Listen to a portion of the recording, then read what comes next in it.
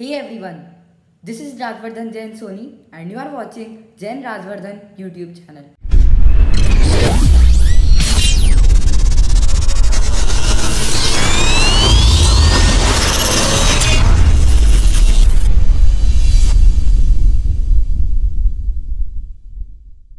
तो आज हम जानेंगे कि जैनिज्म कितना पुराना है और उसका प्रचलन कब से चालू हुआ था। तो मैं उसी के बारे में आपको कुछ पढ़ के सुनाता हूँ।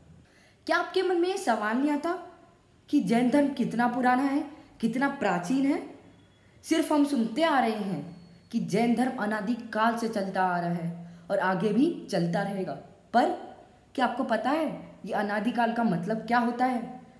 पूर्व में कितने आचार्य हुए, कब हुए, कैसे हुए? ऐसे अनेक सवाल हैं जिनकी आज हम चर्चा करेंगे। जैसे कि हमें पता है वर्तमान में 24 तीर्थंकर हुए जो कि आदिनाथ भगवान से लेकर महावीर स्वामी तक हुए। तो प्रथम तीर्थंकर आदिनाथ स्वामी और अंतिम तीर्थंकर महावीर स्वामी। वर्तमान का मतलब अभी अभी नहीं, हजारों वर्ष पूर्व। और इसी 24 के पूर्व में भी अनेक 24 तीर्थंकर हुए हैं और भविष्य में भी होते रहेंगे।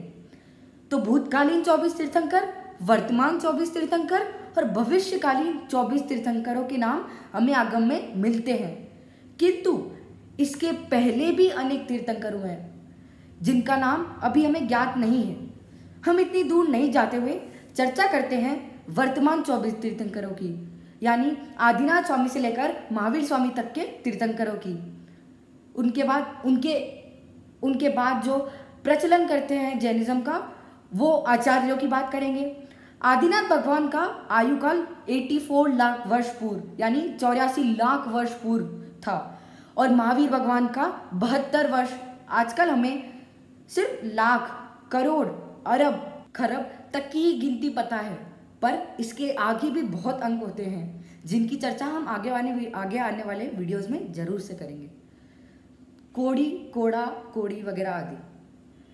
तो 84 लाख वर्ष पूर्व यानी 84 लाख वर्ष पूर्व आयु आदिनाथ भगवान की थी और महावीर भगवान की एग्जैक्ट आयु थी 71 वर्ष 3 मंथ्स 25 डेज उतनी की थी।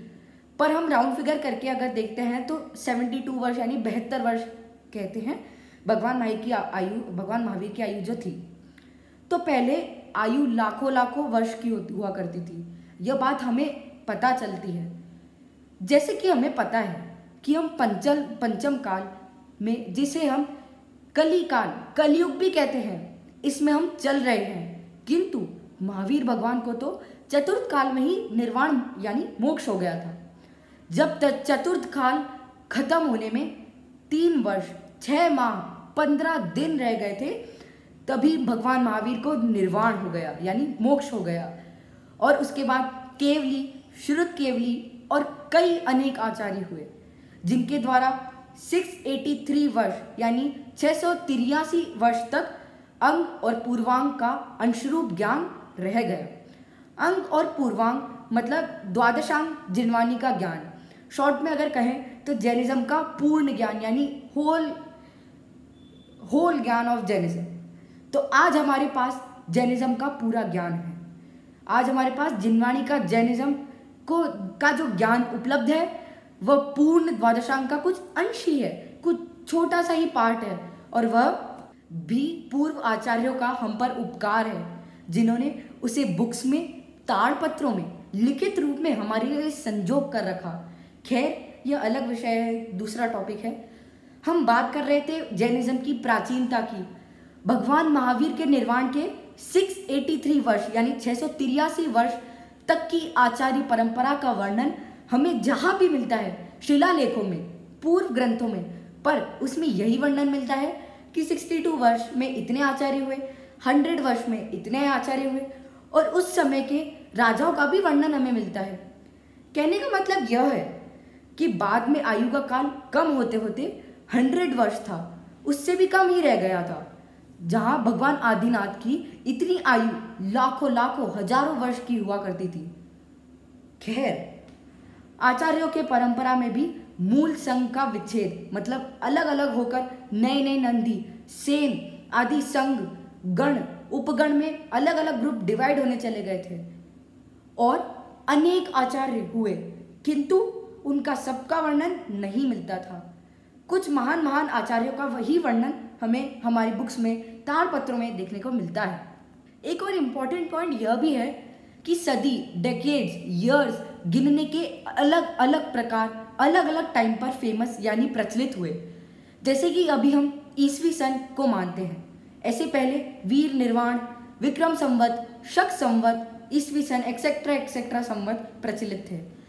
यह प्रथा अभी से नहीं, प्राचीन काल से, मतलब महावीर भगवान के निर्वाण के पहले से प्रचलित थी। उस समय यीशु की ईसवी सन प्रथा प्रचलित नहीं थी, पर अन्य संवत प्रचलित थे, क्योंकि तब यीशु यानी ईसाइयों के भगवान, गॉड जिनको हम कहते हैं, नहीं हुए थे। तो आप अंदाजा लगा ही सकते हैं कि इस भगवान के यीशु यानी यीशु भगवान के पहले भी जैन धर्म प्रचलन में था। वर्तमान समय में हम ईसवी सन को ही मानते हैं, जैसे कि अभी 2020 ईसवी सन चल रहा है और वीर संवत 2546 यानी 2546 चल रहा है। मतलब भगवान महावीर को निर्वाण हुए 2546 वर्ष बीत चुके हैं और यीशु को 2020 वर्ष बीत चुके हैं। इसमें भी 526 यानी 526 वर्ष का अंतर है। यह तो भगवान महावीर के निर्वाण के समय की बात कर रहे हैं, उसके पहले के तीर्थंकरों की नहीं। मतलब इससे जैन धर्म की प्राचीनता का आप अनुमान लगा ही सकते हैं। तो सबसे पहले वीर निर्वाण, फिर विक्रम संवत, फिर शक संवत और अब ईसवी सन प्रचलन में है। जैसे कि आगम में हमें मिलता है कि आचार्य कुंद शक संवत 49 यानी 49 में विदेह गए थे। मतलब उनका काल ईसवी सन 100 से यानी 100 से 200 के बीच का होगा। उनका आचार्य काल ईसवी सन 127 से 179 तक का था और उनकी आयु 96 वर्ष की थी।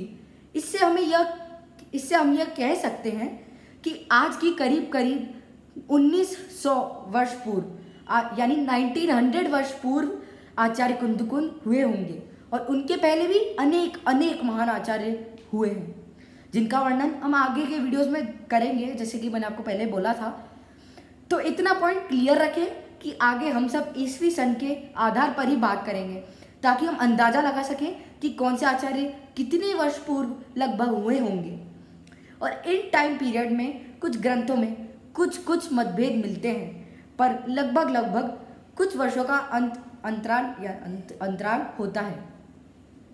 किंतु हम हमारी समझ के लिए मोटा मोटी एक अंदाजा लगा सकते हैं कि भगवान महावीर के निर्वाण के पश्चात कौन से कब महान आचार्य हुए, और उनकी चर्चा आगे के वीडियोस में जरूर करें। तो अगर ये आपको इस वीडियो से अगर कुछ भी इंफॉर्मेशन मिली हो, जैनिज्म के बारे में कुछ भी नया पता चला हो, तो इस वीडियो को लाइक करना, शेयर करना, ताकि और भी लोग ये जैनिज्म की प्राचीनता के बारे में जान सकें। सब्सक्राइब करना मेरे चैनल को, ताकि आप आगे से और भी वीडियोस जैनिज्म के रिलेटेड देख सकें। Thank you. जय जिनेंद्र।